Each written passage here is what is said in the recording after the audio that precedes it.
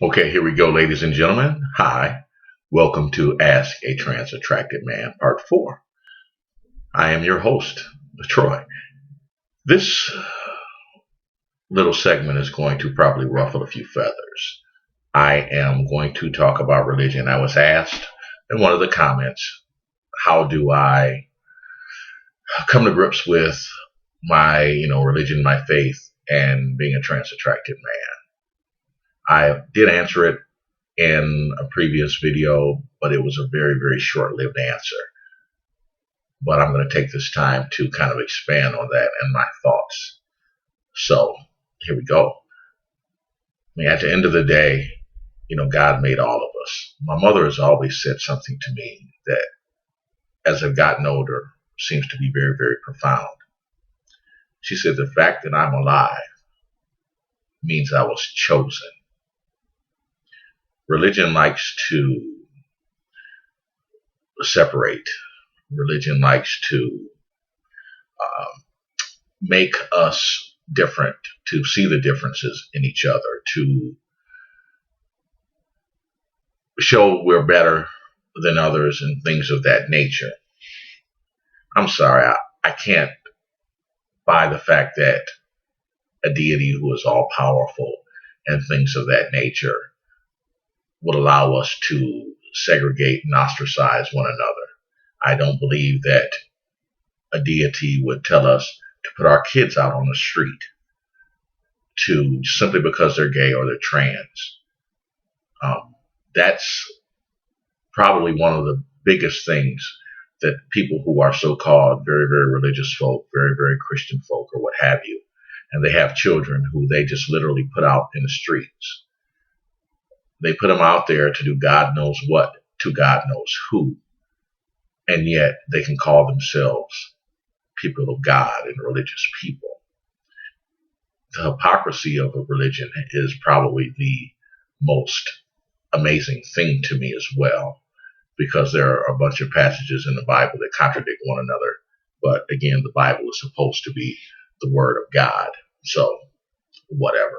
I'm not even going to go into that.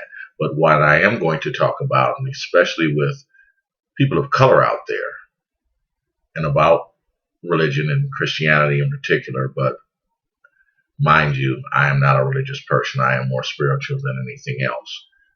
I do respect people's religion, but as a person of color, as a person who has seen a whole lot of stuff. I went to school in the South. I've seen a lot of things that shocked me. I've heard stories from my relatives and my grandfather, my father, and my old barber about lynchings, about people being burned and things of that nature, and about horrific things that some of it happened in my lifetime because I'm almost I'm almost that old. So that is why I kind of want to talk about this subject. So I want to read something that I posted onto my Facebook page a few days ago that to me is extremely profound. And I hope I don't offend, but this is something that I believe in, and everybody has their own beliefs, and I'm going to try to be as respectful as possible. But it reads like this: religion has been the greatest tool used to conquer and convert the minds of black people. When you are forced to connect yourself to a belief system or to a religion, its effects can be so much more profound and much more long lasting. An example of this can be seen where during slavery, black people were given a religion that taught them to believe in white deities, a white God, a white Messiah, white angels, and white prophets. By doing this, these depictions of white-only deities were deliberately done to subconsciously indoctrinate the false belief of white divinity and therefore the superiority upon the minds of African slaves. This will make the slaves that believe in these white deities subconsciously believing that their slave masters, who happen to be white as well, were also closer to God or more God-like. Moreover, during this process, the African slaves were also taught to believe and forced to believe that this white God had ordained them to be slaves and that their black skin color was a result of a curse. I'm sorry. To embrace a religion that subjugated my ancestors, that allowed the rape, the pillage, the total disrespect and domination of a people's and the people's mindset. And yes, it says in passages of the Bible about slavery being okay, that you can purchase a slave from a neighboring nation, meaning you can't purchase your neighbor, but you can purchase someone else. So again, all of that hypocrisy and how, especially as black folks, we embrace something that wasn't ours. It was not our religion. Uh, I have on this shoulder an ankh, but I have it done in chains. I did that to make a point. The ankh is a symbol of universal life. It's an African, or as most people say, an Egyptian symbol. I have it done in chains simply to remind myself not to live my life chained by the will of others, and that my life is indeed my life, and I must live it to the fullest. On this other shoulder, I have what's called an aquafina. It is West African in origin, and basically, the two crossing swords symbolize a warrior. It reminds me that I am in a war. I'm in a war to continue to be myself. I'm in a war to not allow society to dictate who I am and what kind of man that I am, simply because I have a preference for a certain type of woman. A certain type of woman has existed throughout time, but religion has demonized it. Religion has told us that it was wrong.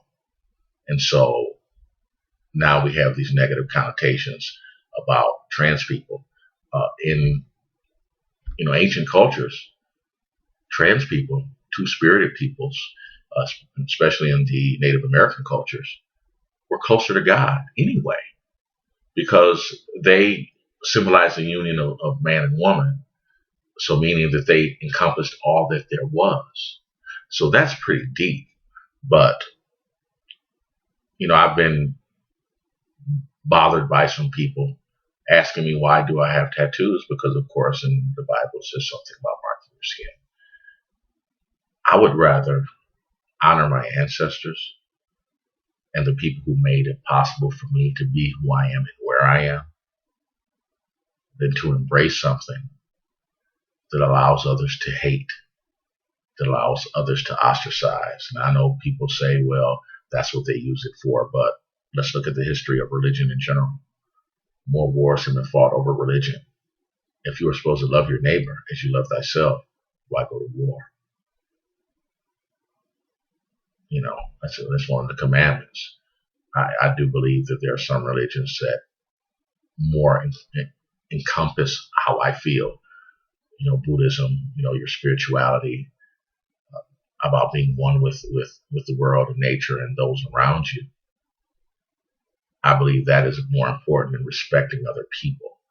You can have a set of morals and a set of beliefs without having to say, well, I am a Muslim, or I am a Jew, or I'm a Christian. You can still have those moral values. You can still believe in right and wrong. You can still believe in a lot of different things that make this world go round and possible without falling into barbarism. But you don't have to hold on to and embrace something that, again, that has hurt too many people and continues to hurt people. That's really all I have on this particular subject. I'm going to continue to do these videos when the spirit hits me, so to speak. But I thank you for your time, and I'll catch you next time. Thanks.